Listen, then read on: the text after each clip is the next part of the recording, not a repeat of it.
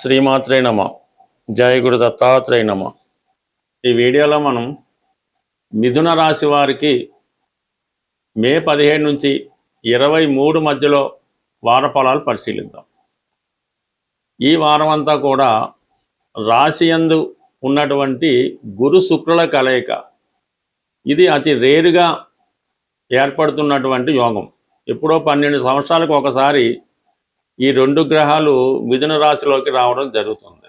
దాని ప్రభావం వల్ల ఏంటంటే ఇది స్త్రీ లాభం అన్నమాట. అలాగే మీ మనసులో ఉన్నటువంటి వాంఛలు, కోరికలు ఏవైతే ఉన్నాయో అవి నెరవేరడానికి అనుకూలత ఏర్పడుతుంది. ఒక విధంగా లక్ష్మీ అనుగ్రహం కలుగుతుంది. పంచమ స్థానం అన్నది మన పూర్వపుణ్యస్థానం. అంటే గత జన్మలో ఉన్నటువంటి ప్రావీణ్యాన్ని, టాలెంట్ని ఈ జన్మలో కూడా కొంతమంది కంటిన్యూ అవుతూ ఉంటుంది. అది మరింత ఇంప్రూవ్మెంట్ రావడం జరుగుతూ ఉంటుంది. అటువంటి టాలెంట్ ఉన్న వాళ్ళకి తగిన ప్రాధాన్యత, గుర్తింపు రావడం జరుగుతుంది. అంటే మీరు ఏదో ఒక సినిమా తీద్దాం అనుకుంటారు, ఖచ్చితంగా తీయడం జరుగుతుంది. లేదు ఒక పుస్తకం, ఒక కావ్యం, ఒక రచన చేద్దాం అనుకుంటారు, అది చేసే అవకాశం ఉన్నది.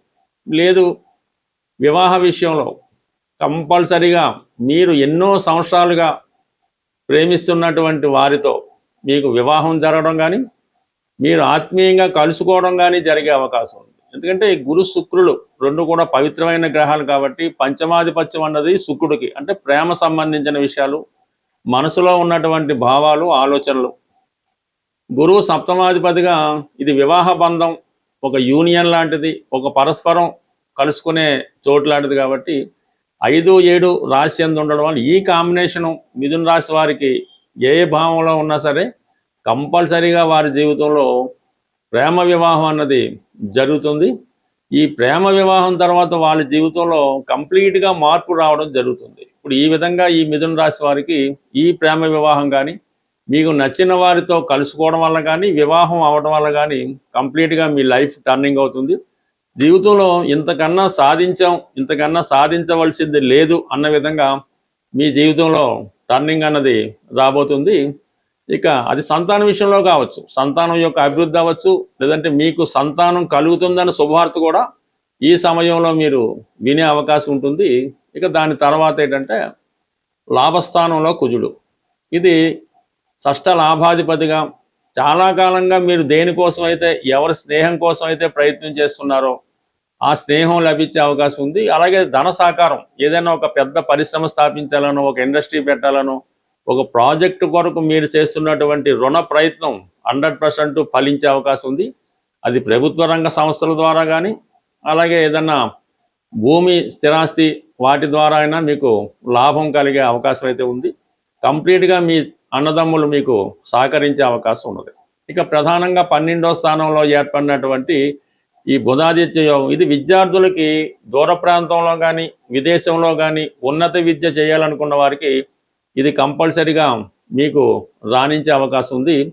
అలాగే మీరు చేస్తున్నటువంటి ఉద్యోగ ప్రయత్నాలు కూడా ఈ సమయంలో, అంటే మీ టాలెంట్ ద్వారా ఉద్యోగ ప్రయత్నాలు కూడా ఫలించే అవకాశం ఉన్నది. ఇది సినిమా రంగం అవ్వచ్చు, అలాగే మీడియా రంగం అవ్వచ్చు, ఈవెన్ యూట్యూబ్ అవ్వచ్చు, లేదంటే ప్రస్తుతం ఉన్నటువంటి టెలికమ్యూనికేషన్స్ సాఫ్ట్వేర్ రంగమైన అయ్యే అవకాశం ఉంది. బట్ ఏదైనా దశమ స్థానంలో ఉన్నటువంటి శని భగవానుడు సడన్గా మీకు వృత్తిలో మార్పిచ్చి అది ఉన్నత స్థాయికి తీసుకెళ్లే అవకాశం ఉన్నది చాలా వరకు ఈ సమయంలో ఉండటం జరుగుతుంది. ఏదైనా ఈ కాలసర్పదోషం ఈ వారం అంతా కూడా 3, 9 స్థానాల మధ్య ఏర్పడడం వల్ల మీ జీవితంలో సడన్గా కొన్ని ప్రయాణాలు చేయవలసి రావచ్చు. ఆల్రెడీ ఫిక్స్ చేసుకున్నటువంటి ప్రయాణాలు క్యాన్సిల్ అవ్వడం కూడా జరుగుతుంది. ఎందుకంటే మీరు ఒక దానికి ఫిక్స్ చేసుకుంటే అది వేరే విధంగా అది జరిగే అవకాశం ఉంటుంది. జ్యోతిష శాస్త్ర ప్రకారం ఒకరి యొక్క జన్మ రాశిలో వారు పుట్టినప్పుడు ఉన్నటువంటి గ్రహస్థితిని అనుసరించి ఏ గ్రహం పుట్టినప్పుడు బలంగా ఉంటుందో జాతకుడు ఆ రంగంలో స్థిరపడడం, అభివృద్ధి చెందడం జరుగుతూ ఉంటుంది. ఉదాహరణకి సూర్యభగవానుడు బలంగా ఉంటే ప్రభుత్వ అధికారులుగా, రాజకీయ నాయకులుగా రాణించడం జరుగుతూ ఉంటుంది. అదే కుజుడు బలంగా ఉన్నప్పుడు మిలిటరీ, సైన్యం, పోలీసు, ధైర్య సాహసాలతో కూడుకున్న వృత్తుల్లో ఎక్కువగా స్థిరపడడం జరుగుతూ ఉంటుంది. అలాగే గురువు బలంగా ఉన్నప్పుడు విద్యా సంబంధించినవి, బ్యాంకింగ్ రంగాలు, ఫైనాన్సు, అలాగే పౌరోహిత్యం, ఆధ్యాత్మిక వృత్తులు, సాంప్రదాయ వృత్తుల్లో బాగా రాణించడం జరుగుతూ ఉంటుంది. అయితే మనకి ఏ గ్రహం బలహీనంగా ఉంటుందో ఆ కారకత్వాల్లో బలహీనం అవడం జరుగుతూ ఉంటుంది. సాధారణంగా ఒక వ్యక్తి, ఒక మనిషి, మగవాడు కావచ్చు, ప్రస్తుతం అమ్మాయిలు కూడా కావచ్చు, వారి జీవితంలో కుజుడు బలంగా ఉంటేనే వారి జీవితంలో వైవాహిక జీవితం బాగుంటుంది, ఉద్యోగం సమర్థవంతంగా నిర్వహిస్తాడు, అలాగే సంతానం విషయంలో అనుకున్న సమయానికి సంతానం కలుగుతారు. అలాగే వారి జీవితంలో పుత్ర సంతానం కలగాలన్నా, కంప్లీట్గా సొంత గృహం ఏర్పడాలన్నా, స్థిరాస్తి సంపాదించాలన్నా, చాలా షార్ట్ పీరియడ్లో ఉన్నత స్థాయి సాధించాలంటే కుజుని యొక్క బలం తప్పనిసరి. అందుకని కుజుడిని స్ట్రెంత్ చేసుకోవాల్సి ఉంటుంది.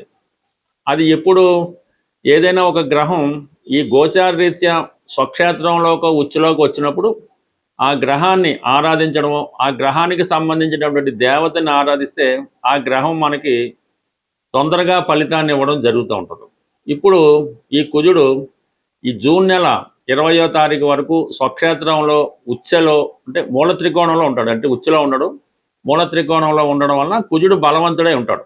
ఆ కారణం వల్ల ఈ సమయంలో కుజుని యొక్క కారకత్వాలు, ఎవరికైతే ఎక్కువగా అప్పులు ఉన్నాయో ఆ అప్పులు తీరాలన్నా, వివాహం అవడం లేదు, వివాహం జరగాలన్నా, ఏదైనా ఇల్లు స్థిరాస్తి సంపాదించుకోవాలన్నా, లేదంటే మన స్థిరాస్తి కబ్జాలోనో ఇతర ఆధీనంలోనో తాకట్లోనో ఉంది, అది ఇడిపించుకోవాలన్నా, భార్యాభర్తల మధ్య విభేదాలు తగ్గాలన్నా, అన్నదమ్ముల మధ్య ఉన్న విభేదాలు తగ్గాలన్నా, జాతకుడు వ్యసనాల నుంచి బయటపడాలన్నా, అంటే కోర్టు కేసులు, పోలీస్ కేసులు, ఇలాంటి క్రిమినల్ కేసుల్లో బయటపడాలన్నా కంప్లీట్గా మీరు కుజుని యొక్క అనుగ్రహం పొందితే దాంట్లోంచి తొందరగా బయటపడతారన్నమాట. అంటే కుజుడు బలంగా ఉన్నప్పుడు, అంటే మన వ్యక్తి ఒక అధికారంలో ఉన్నప్పుడు ఎంత తొందరగా మనం బయటపడతామో ఈ కుజుడికి మీరు పరిహారం చేసుకుంటే అంత తొందరగా పరిహారం అవుతుంది. అయితే ఎవరైతే అన్నదమ్ములు లేదంటే భార్యాభర్తలు, రుణాలు ఇవి ఉన్నవాళ్ళు ఆంజనేయ స్వామిని పూజ చేసుకోవలసి ఉంటుంది.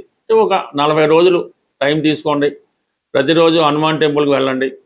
హనుమాన్కి 5 ప్రదక్షిణలు చేయడం, సింధూరం తిలకంగా ధరించడం, హనుమాన్ చాలీసా పారాయణ చేయడం, అలాగే రామనామ స్మరణ చేయడం వల్ల తొందరగా మీరు ఫలితాన్ని పొందగలుగుతుంటారు. అయితే సంతానం కలగడం లేదు, పెళ్ళి ఆలస్యం అవుతుంది, కొన్ని వాటికి సుబ్రహ్మణ్య స్వామి ఆరాధన. ఈ సుబ్రహ్మణ్య స్వామి వారి ఆరాధన ఎలాగంటే ఇంచుమించు రోజు వెళ్ళొచ్చు, మంగళవారాలు చేసుకోవచ్చు.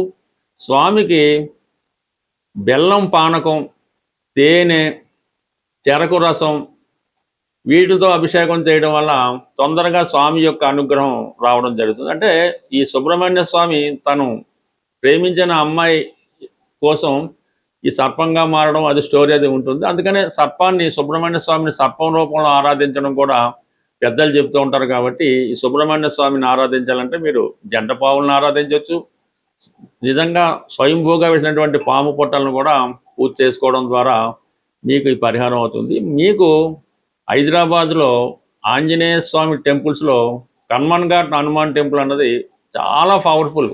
మీరు ఏ ప్రాంతంలో, ఉభయ రాష్ట్రాల్లో, భారతదేశంలో ఎక్కడున్నా మీ కోరిక తీరాలంటే కంపల్సరిగా కన్మన్ ఘాట్ హనుమాన్ని మీరు ఒకసారి దర్శనం చేసుకోవడం వల్ల మీ సమస్య అనేది కంప్లీట్గా సాల్వ్ అవుతుంది.